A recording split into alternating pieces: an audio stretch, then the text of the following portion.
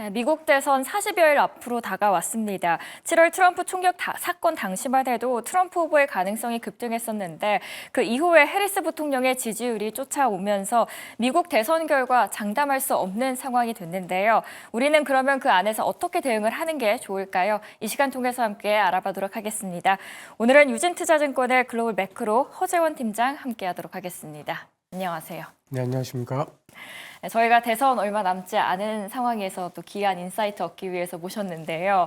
먼저 지지율부터 궁금하거든요. 이제 40여일 앞두고 발표된 여론조사에서 매우 근소한 차이로 경합 중이다라는 결과들이 계속 나오고 있는데 엎치락 뒤치락하고 있는 모양새 같아요. 근데 또 조사 기관마다 차이가 있지만 그래도 현재 지지율의 상황은 어떤가요? 예, 현재 지지율 상으로 보면은 약간 해리스 후보가 조금 더 앞선다라는 여론조사 결과들이 좀 많은 게 사실입니다.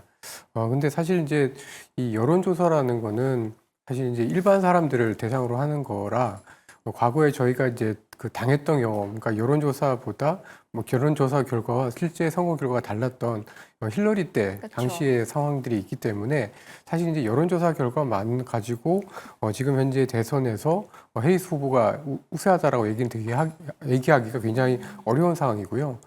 그래서 좀 저희가 주목해야 될 부분은 사실 이제 경합주입니다. 뭐 예를 들면은 뭐 펜실베니아라든지 그리고 특히 지금 최근에 남부 지역 뭐 예를 들면은 조지아, 그 다음에 네바다 이런 주의 이제 그 상황을 좀 살펴봐야 되는데 아직까지는 이제 해리스 후보가 조금 더 앞선다라는 얘기들이 많긴 합니다만은 최근에 트럼프 후보가 남부 지역에 들어가서 네바다라든지 그 애리조나라든지 이런 지역에서 지금 유세를 좀 하면서 어느 정도 그래도 해리스 후보와 트럼프 후보 간의 어떤 격차가 생각보다 좀 많이 줄어 있는 상황입니다. 그래서 지금 현재로서는 사실 일부 남부 경합주에서는 트럼프가 조금 더 앞선다라는 이야기들도 좀 나오고 있는 상황이기 때문에 정말 이거는 뭐 박빙이고 네. 뚜껑을 열어봐야 된다 이렇게 좀 봐야 될 것 같고 다만 이제 여론조사 결과에서는 아무래도 전 국민을 대상으로 하다 보니까 조금 말을 세게 하는 트럼프 후보보다는 해리스 후보의 지지율이 좀 높게 나오고 있다 이렇게 이해를 하시면 어떨까 싶습니다. 주요 경합지 중 하나인 또 미시간주만 보더라도요. 여론조사에서 해리스 부통령의 평균적으로 조금은 더 앞서고 있습니다. 그런데 말씀해 주신 것처럼 또 이 지역은 샤이 트럼프가 많은 것이 유명하기 때문에 뚜껑을 열어봐야 알겠죠. 그런데 그 이유를 들어가 보니까 결국은 트럼프를 얼마나 싫어하냐 이 네네. 여부에 달려있다라고 하는데 이렇게 되면 어느 층의 표가 관건이 되는 건가요? 예, 사실은 뭐 그 지금 현재 상으로는 이제 뭐 미국의 200년 역사상으로 한 번도 백인이 아닌 사람이 그다음에 남성이 아닌 경우가 사실은 없었기 때문에 뭐 사실 이제 오바마 대통령이 굉장히 좀 예외적인 케이스이긴 합니다만은 그런 상황이기 때문에 사실은 이제 뭐 여전히 이제 백인 남성들이 우세하다. 그래서 이제 트럼프 후보가 조금 더 우세하다라고 보는 게 좀 맞을 것 같고요. 근데 이제 지금 남부 지역에서는 아무래도 이 이민자들이 많고 특히 이제 그 뭐 조지아라든지 네바다 같은 주에서는 아무래도 이제 이민자들이 워낙 많고 히스패닉 계통들의 이민자들이 워낙 많다 보니까 이 지역에서의 어떤 변수들이 굉장히 좀 중요하다라고 좀 볼 수 있을 것 같은데 문제는 말씀하신 것처럼 이게 지금 구도가 트럼프 대 해리스의 구도보다는 트럼프 대 반트럼프의 구도이다 보니까 사실 말씀하신 것처럼 트럼프를 얼마나 싫어하느냐가 굉장히 좀 관건인 것 같습니다. 그래서 결국은 일반적인 어떤 보수 중도층이 굉장히 좀 중요할 걸로 보여지고 결국 보수 중도층이 트럼프를 얼마나 싫어하는지 여부가 앞으로의 어떤 대선에 있어서 굉장히 좀 중요한 상황이 좀 될 것 같다 이렇게 좀 볼 수 있을 것 같고 또 한 가지 변수는 그 해리스 후보를 지금 그 캠페인을 돕고 있는 이 캠페인의 팀이 있거든요. 그 팀이 사실은 이제 과거에 오바마 대통령을 지원했었던 팀들인데 이 팀들이 사실은 이제 지금 미국 최초로 유색인 흑인 대통령을 만들어 보자, 흑인 여성 대통령을 만들어 보자라는 캠페인 구호 아래 지금 결집을 또 하고 있고 이들이 지금 SNS라든지 이런 쪽에서 워낙 이제 잘 하고 있다 보니까 전반적으로 봤을 때는 뭐 약간 더 해리스 후보가 좀 앞서는 것 같고 그런 것 같습니다만은 역시 지금 현재 어떤 관건은 중도층에 있는 보수층이 굉장히 좀 중요하다 이렇게 좀 볼 수 있을 것 같습니다. 보수 중도층이 얼마나 트럼프를 싫어하냐에 달려 있다라고 하셨는데 그렇다면 지금 현재 보수층은 얼마나 싫어하고 있나요, 트럼프를? 예, 뭐 그걸 저희가 이제 어떤 숫자적으로 판단할 수는 없습니다만은 지금 일부 이제 그 공화당 내에서도 굉장히 좀 극단적인 쪽은 여전히 이제 트럼프를 좀 선호를 하긴 합니다만은 이 공화당 쪽에서도 약간 온건파 쪽은 해리스를 지지하는 경우들도 있기 때문에 사실은 뭐 좀 중도층이 분명히 해리스 후보를 조금 더 선호하는 쪽으로 좀 흔들리고 있다 이렇게 좀 볼 수 있을 것 같습니다. 이번에 월스트리트 저널에서는 초접점 미국 대선 Z세대에 달려있다. 뭐 SNS 중요하다라고 하셨는데 Z세대가 SNS를 많이 활용하기 때문에 그 부분에 있어서는 해리스가 유리하다라는 의견들도 많이 나오고 있거든요. 이번에 또 부통령의 대선 토론도 앞두고 네. 있잖아요. 거기에 대한 영향은 어느 정도일까요? 예, 사실 이제 저희가 조금 기억해야 될 것이 미국에 있어서 사실 부통령의 입지, 그다음에 부통령의 영향력은 사실 그렇게 크진 않습니다. 그러니까 이제 사실 이제 그 부통령의 이 중요해지는 시기는 지금처럼 그 대통령이 예를 들어서 능력을 상실하거나 이렇게 흔들릴 때 이제 부통령이 중요하지. 사실 이제 미국도 굉장히 대통령 중심적으로 형성이 되어 있는 구조이기 때문에 부통령의 어떤 토론 결과 대신에 부통령의 어떤 정책 이런 것들이 미국 대선에 미치는 영향은 사실 그렇게 크진 않다라고 좀 봐야 될 것 같아요. 근데 이제 이 부통령을 통해서 우리가 좀 봐야 될 거는 결국 이제 선거 전략이거든요. 그러니까 이제 그 트럼프 대통령 같은 경우에는 자기와는 원래는 좀 싸웠습니다만은 굉장히 좀 입지전적이고 자수성가한 제이디 밴스라는 사람을 등장을 함으로써 이제 어떻게 보면 이제 보수층의 결집을 노리는 이런 전략적으로 좀 가고 있는 상황이고 네. 대신에 이제 민주당 같은 경우에는 팀 월스라는 굉장히 친서민적이면서 친노동자적인 이미지를 갖고 있는 정말 옆집 아저씨 같은 편안한 이미지의 사람을 통해서 지금 중도층을 공략을 하고 있기 때문에 사실 어떻게 보면 어떤 토론 자체에 대한 어떤 결과보다는 이 두 후보를 지명한 각 당의 어떤 선거 전략에 있어서 차이가 극명하다라고 좀 보여지고요. 아마 그런 어떤 선거 전략의 차이, 이미지의 차이가 이번 대선 그 부통령 후보의 어떤 토론에서도 분명히 좀 드러날 걸로 좀 보여져서 결국 이 토론을 누가 잘하느냐라기보다는 이 토론을 통해서 누가 더 중도층의 마음을 조금 더 가져갈 거냐, 이게 훨씬 더 좀 중요하지 않을까라고 좀 보여집니다. 네, 그 토론 자체, 뭐 TV 토론 자체보다는 선거 전략이 더욱더 중요해 보인다라고 하셨는데 그 안에서의 공약들도 그럼 살펴봐야 되겠죠. 경제 정책부터 보면은 두 후보 다 우리가 세금 좀 줄이고 장바구니 물가를 다 잡아줄게라는 부분에서는 공통적인 것 같은데 이제 조금씩 그들의 경제 정책이 차별점이 나오기 시작했습니다. 어떤 다른 점들이 있을까요?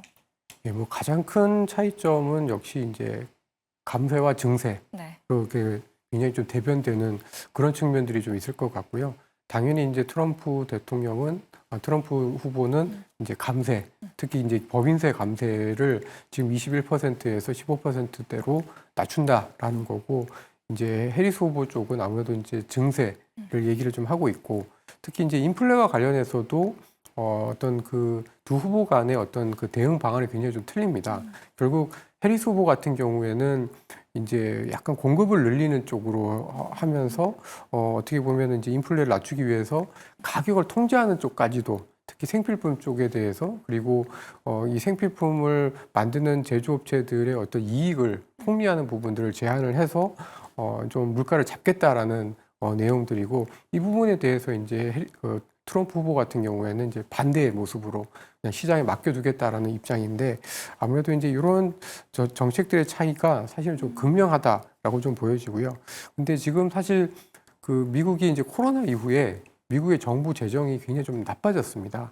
물론 이제 그 2021년, 2022년 이후에 재정 적자를 많이 줄이고는 있긴 합니다만은 미국의 정부 부채 규모가 워낙 커졌기 때문에 지금은 누가 되든 재정을 써서 물가를 잡거나 어떤 경기를 살릴 수 있는 여력은 누가 되든 사실은 좀 크진 않다라고 좀 보여져서 이 해리스와 트럼프의 어떤 정책의 차이는 굉장히 극명합니다만은 지금 현재 미국의 어떤 경제 상황을 봤을 때 이들 대통령들이 두 분들 중에 누가 되든지 간에 할 수 있는 어떤 정책의 여력은 생각보다는 크지 않지 않을까라고 좀 보고 있습니다. 누가 되든 일단 인플레를 잡는 데에는 큰 힘을 둬야 될 것 같습니다. 2024 대선 어떻게 가장 큰 대선이 과거와는 어떻게 가장 큰 변화가 일어날까요? 네, 아무래도 그동안에 어쨌든 미국의 대선은 누가 되든 사실은 이제 그 승부에 대해서는 이제 좀 그 승복을 하는 그런 모습들을 좀 보여줬는데, 트럼프 대통령이 되고, 그 다음에 트럼프 대통령이 특히 이제 저번에 바이든 후보랑 승부를 해서 졌을 때에 이 국회의사당 점거 사건이 나타났었지 않습니까?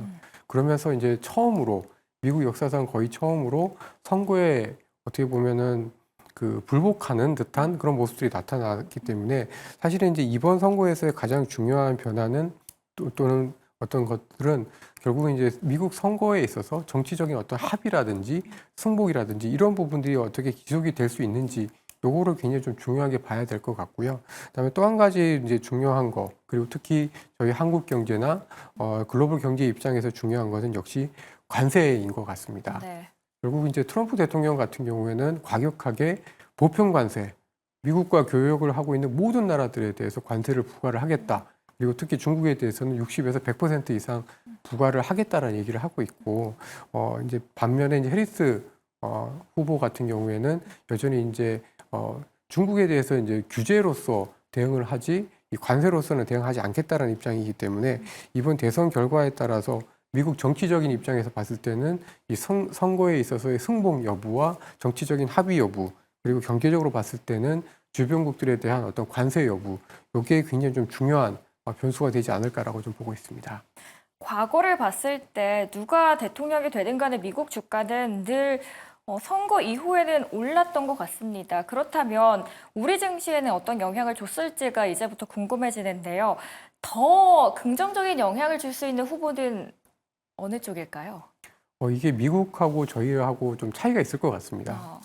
미국 같은 경우에는 사실 누가 되든 불확실성 해소라는 것 때문에 주가가 과거에 보면 많이 오르긴 했었습니다만은 아무래도 법인세 감세를 내세우는 트럼프 후보가 됐을 때 아무래도 이제 주식시장이 조금 더 환호할 가능성이 좀 커 보이는데요. 근데 저희 한국은 반대인 것 같습니다. 저희는 이제 아무래도 이제 관세라는 부분들, 그다음에 이제 공급망이 흔들릴 수 있는 부분들, 그리고 뭐 방위비라든지 여러 가지 이제 미국의 저희 국내 경제에 미치는 영향들을 감안했을 때는 아무래도 그 해리스 후보가 조금 더 낫지 않을까라고 좀 보여지는데요. 사실 이제 2020년 그리고 2021년 그 바이든 대통령이 당선이 됐을 때도 미국 증시와 국내 증시가 그때 코로나 이후에 주가가 같이 오르긴 했었는데 저희 주식시장의 어떤 흐름으로만 보면은 바이든 대통령이 됐을 때 저희 주식시장의 흐름이 조금 더 나았었던 것 같습니다. 그래서 저희는 뭐 미국 시장 입장에서 봤을 때는 트럼프 후보가 당선이 되는 게 훨씬 더 좋긴 하겠습니다만은 저희 입장에서는 아무래도 해리스 후보가 공급망을 지켜줄 수 있다라는 측면에서 봤을 때는 조금 더 한국 주식시장 입장에서는 낫지 않을까라고 좀 보여집니다. 네, 트럼프, 해리스 중에서는 해리스가 됐을 경우에 우리 국내 증시에 조금은 더 긍정적인 영향을 줄 수 있다라고 이야기를 해주셨습니다. 일단 그럼 미국 대선 전까지는 저희 결과를 아직 모르지 않습니까? 그렇다면 포트폴리오에 우리 투자자분들께서는 어떤 수혜주들을 담는 게 가장 안전할까요? 네, 결국은 이제 두 후보가 공통적으로 좀 그 강조하고 있는 부분들, 그다음에 이제 정책적으로 봤을 때 서로 배치가 되지 않은 부분들, 이런 것들에 좀 관점을 두고 살펴볼 필요가 있을 것 같은데요. 두 후보들 모두 약가 인하를 얘기를 좀 하고 있는데, 물론 이제 트럼프 후보는 전반적으로 이제 조금 더 관대한 입장이고, 이제 해리스 후보 같은 경우는 조금 더 빡빡하게 이제 약가 인하를 좀 얘기를 좀 하고 있는 상황입니다. 근데 어쨌든 둘 다 저렴하고 좋은 약이 많이 필요한 상황이기 때문에 저희 한국 입장에서 봤을 때는 제약 바이오, 특히 이제 뭐 바이오 시밀러라든지 제네릭과 관련된 쪽은 여전히 좀 중요하지 않을까, 긍정적이지 않을까라고 좀 보여지고요. 또 한 가지는 이제 신재생 에너지입니다. 사실 이제 트럼프 후보 같은 경우에는 물론 이제 신재생 에너지보다는 기존의 화석 연료를 중요시하고 네. 이쪽에 대한 규제를 조금 더 완화한다는 입장이긴 합니다만은 뭐 지금 빅테크 기업들이 데이터 센터를 짓고 테크와 관련돼서 중국과의 어떤 격차를 벌여간다라는 입장에서 봤을 때 데이터 센터를 지금 짓는 데 있어서 가장 중요한 것이 바로 전력 문제인데요. 이 전력을 만들어내는 데 있어서 화석 연료를 100% 쓸 수가 없기 때문에 누가 되든 물론 이제 해리스 후보가 됐을 때는 조금 더 신재생 에너지 쪽이 조금 힘을 받을 거고 물론 이제 트럼프 후보가 됐을 때는 좀 덜 받긴 하겠습니다만 누가 되든 지금 현재 미국의 전력을 이끌어내는 데 입장에서는 신재생 에너지도 굉장히 꼭 필요하기 때문에 아무래도 이제 신재생 에너지와 관련된 업종이나 관련된 수혜주들에 대해서도 관심이 좀 필요하다 이렇게 좀 말씀드릴 수 있을 것 같습니다. 네, 신재생 에너지 그리고 제약 바이오에 대해서 언급을 해주셨습니다. 이 부분도 투자하실 때 참고를 하시면 좋겠네요.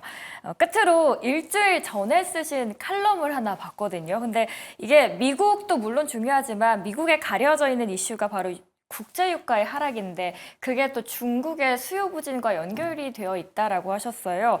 침체 여부가 미국보다 그래서 중국의 현재 주가와 금리를 낮추고 있다라고 보신 건데 그렇다면 이제 부양책도 나오고 있는 상황에서는 침체가 좀 나아질 수 있다라고 보실까요? 아무래도 결국 이제 제가 이제 그 칼럼을 썼을 때만 해도 국제유가와 그러니까 중국 주식시장의 흐름 그다음에 중국의 금리의 어떤 흐름이 거의 같이 움직였었습니다. 근데 이제 너무 이게 이제 극단적으로 이제 금리와 중국의 주식시장이 떨어지다 보니까 결국은 중국 정부가 나섰다라고 그렇죠. 좀 봐야 될 것 같은데요. 아무래도 이제 지금부터는 조금 더 중국에 대한 시각을 좀 바꿔야 되지 않을까라고 좀 보여지고요. 아무래도 아직까지 이제 국제 유가가 좋아지고 있는 조짐들은 없는 것 같습니다. 사실 이제 정말 중국의 수요가 정말 좋아지면은 유가라든지 구리 가격도 같이 좋아져야 되는데 뭐 최근 들어서 약간 구리 가격은 조금 높아지긴 했습니다만은 유가 같은 경우에는 여전히 뭐 60불대, 70불대에서 이렇게 움직이면서 아직까지는 이제 수요가 좋아지고 있는 모습들은 좀 보여주고 있지는 않습니다만은 적어도 이러한 수요 부진에 대해서 중국 정부가 확실하게 어떤 정책의 방향성을 바꿨다라는 부분에 있어서는 조금은 중국에 대한 걱정, 중국으로 인한 어떤 디플레라든지 침체에 대한 걱정은 조금 덜 가져가도 좀 되지 않을까라고 좀 보여지고 이런 부분들이 최근 들어서 중국 주식시장과 저희 국내 주식시장에서도 중국 관련주들의 어떤 주가 상승으로 나타난 게 아닌가라고 좀 보여집니다. 근데 이제 제가 봤을 때는 중국이 이제 금리를 낮추는 것 자체보다는 사실은 지금 중국이 부채가 너무나 많기 때문에 그렇죠. 금리를 낮춘다라고 해서 중국 경기가 좋아지지는 않고 있습니다. 근데 제가 봤을 때 주목할 거는 두 가지인데요. 하나는 바로 재정을 함께 쓰느냐. 그다음에 또 한 가지는 지금 약간 그 부실 채권 때문에 고생을 하고 있는 중국의 은행들의 어떤 그 부실을 줄여주기 위해서 재자본화를 해주느냐. 요게 굉장히 좀 관건인데 다행히 지난주 후반에 중국의 정치국 회의에서 이 재정 정책도 쓸 것 같다라는 어떤 뉘앙스를 분명히 좀 주었고 또 중국 정부가 은행들에 대해서 재자본화, 그러니까 즉 부실 채권 때문에 자기 자본이 감소될 수 있는 부분들을 막아줄 수 있는 이런 정책들을 좀 쓰고 있다라는 측면에서 봤을 때는 확실히 이제 중국에 대해서는 조금 더 정책의 방향이 많이 바뀌어가고 있다 이렇게 좀 볼 수 있을 것 같습니다. 네, 중국 정책의 변화에 있어서는 굉장히 긍정적인 신호 같습니다. 오늘 정말 많은 이야기 해주셔서 감사하고요. 오늘 함께해 주신 분은 허재환 유진투자증권의 글로벌 매크로 팀장이었습니다. 오늘 말씀 고맙습니다.